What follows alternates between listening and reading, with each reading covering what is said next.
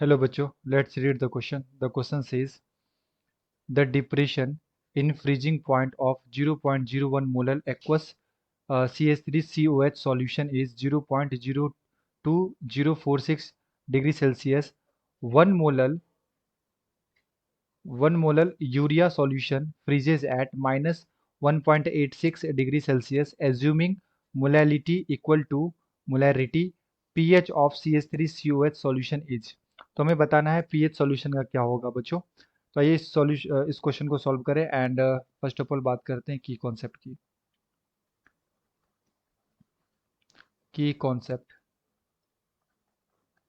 तो basically question आया बच्चों, depression in freezing point, freezing point and हमारे पास एक सॉल्यूशन है एसिटिक एसिड का, लाइक CH3COOH। इसका हमारे पास एक्वस सॉल्यूशन है एंड यहाँ पे हमें दे रखा है बच्चों डेल टी एफ। तो इसे मैं डेल टी एफ 1 बोलता हूँ, डिप्रेशन इन फ्रीजिंग पॉइंट। ये हमें दे रखा है 0.02046 डिग्री सेल्सियस एंड मोलालिटी जो है ये हमें दे रखा है सॉल्यूशन का 0.01 मोलल। तो हम लोग क्या करेंगे बच्चों, यहाँ से हम लोग ये लिख सकते हैं del T F 1 is equal to i into K F into M, molality. And del T F 1 का हमारे पास वैल्यू दे रखा है 0.02046 इक्वल टू आई, हमें नहीं पता है इसका, एंड के एफ हम लोग यहाँ पे के एफ ही रहने देते हैं एंड मोलालिटी दे रखा है हमारे पास 0.01। तो ये हमारे पास हो गया बच्चों, ये हो गया बच्चों हमारे पास इक्वेशन 1। एंड सेकेंड हमारे पास है सॉल्यूशन यूरिया का। यूरिया का हमारे पास सॉल्यूशन है, तो इसके लिए मैं डेल टी एफ 2 बोल लेता हूँ बच्चों, डिप्रेशन इन फ्रीजिंग पॉइंट। और ये क्या होता है, T not of solvent, solvent minus T of solution, solution. तो हम लोग बेसिकली एक्वा सॉल्यूशन में कंसीडर कर रहे हैं, तो यहाँ पे वाटर का ले लेंगे तो फ्रीजिंग पॉइंट कितना होता है 0 degree Celsius minus T of solution हमें दे रखा है -1.86। तो ये हमारे पास आ जाएगा del T F two, del T F two इसका वैल्यू आ जाएगा +1.86 डिग्री सेल्सियस। एंड यहाँ पे भी मैं बच्चों यहाँ पे लिख सकता हूँ del T F two equal to i into K F into molality. And molality हमें यहाँ पे कितना दे रखा है 1। तो ये हमारे पास बनेगा 1.86 इक्वल टू आई। तो यूरिया जो है बच्चों ये नॉन इलेक्ट्रोलाइट है, इसके लिए जो आई का वैल्यू होता है ये हम लोग 1 कंसीडर करते हैं। तो 1 इंटू के एफ इंटू में 1, ये हमारे पास सेकेंड इक्वेशन हो गया। अब हम लोग क्या कर रहे हैं, फर्स्ट इक्वेशन को डिवाइड करेंगे सेकेंड इक्वेशन से। तो हमारे पास फर्स्ट इक्वेशन था 0.02046 डिवाइडेड बाय सेकेंड इक्वेशन आ गया 1.86 इक्वल टू, यहाँ पे था बच्चों आई into K F into molality 0.01 and second equation के लिए हमारे पास 1 into K F into molality 1। तो के एफ से के एफ कैंसिल हो जाएगा क्योंकि वाटर है, तो दोनों के लिए के एफ का वैल्यू सेम ही होगा। तो यहाँ से हमारा आई का जो वैल्यू आएगा बच्चों ये आ जाएगा 0.02046 डिवाइडेड बाई 1.86 इंटू में 0.01। सो आई का जो वैल्यू आएगा ये आ जाएगा 1.1। वेंटो फैक्टर का वैल्यू क्या आ जाएगा हमारे पास 0.1 आ जाएगा। एंड अब मैं यहाँ से एसिटिक एसिड के लिए रिएक्शन लिख सकता हूँ। तो जो हमारा एसिटिक एसिड है ये एक तरह का वीक इलेक्ट्रोलाइट होता है CH3COOH।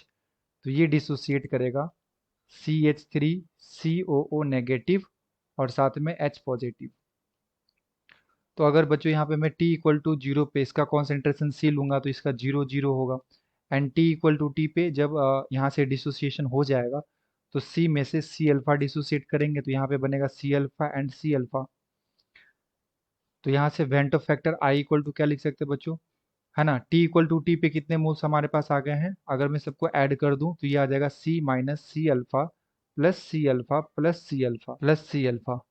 तो ये कैंसिल हो गया, हमारे पास जो यहाँ से आएगा ये आएगा C plus C alpha.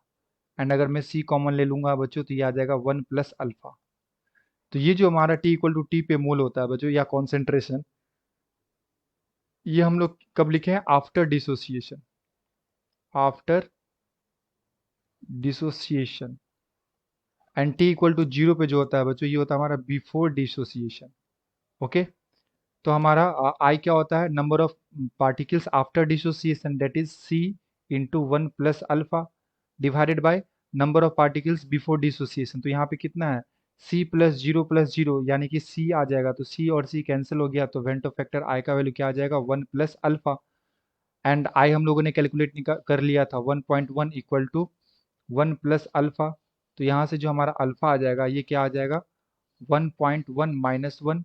So alpha equal to ये आ जाएगा बच्चों हमारे पास 0.1।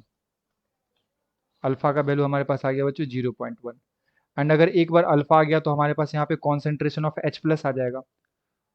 कॉन्सेंट्रेशन ऑफ H प्लस ये हमारा कितना है? सी अल्फा। एंड क्वेश्चन में बोला है कि मोलैरिटी एंड मोलैलिटी को क्या करना है? सेम मानना है। यानी कि जो मोलैलिटी दे रखा था इसका, है ना, एसिटिक एसिड का, वो कितना दे रखा था हमें? 0. यहाँ पे देखो बच्चों, यहाँ पे हमें दे रखा था मोलैलिटी कितना? 0.01। तो यही क्या होगा? इसका मोलैरिटी होगा, है ना, अकॉर्डिंग टू क्वेश्चन। तो हम लोग यहाँ पे क्या लिख सकते हैं? 0.01 इंटू अल्फा निकाले हैं 0.1। तो यहाँ से अगर डेसिमल हटाएंगे तो 100, एंड यहाँ से हटाएंगे बच्चों तो 10। तो हम लोग क्या लिख सकते हैं? Concentration of H plus is equal to 10⁻³ and हमें पीएच निकालना है, तो पीएच इक्वल टू क्या होता है बच्चों? Minus log concentration of H plus. So we can write minus log concentration of H plus is 10⁻³ and यहाँ पे log m की पावर n है, log m की पावर n है, तो ये क्या लिख सकते हैं बच्चों? n log m, है ना। ये जो n होता है वो पीछे आ जाता है, तो यहाँ पे माइनस लगा हुआ है एंड -3, तो ये हो जाएगा +3। और log बेस 10 कितना हो जाता है? 1 हो जाता है। तो हमारा जो pH आ जाएगा ये कितना आ जाएगा? 3 आ जाएगा बच्चों। Okay, so this is the answer. अगर मैं ऑप्शंस की बात करूं तो यहाँ पे ऑप्शन नंबर 2 में दे रखा है 3, so the appropriate answer is option number 2। I hope you will understood it well. Best of luck, thank you.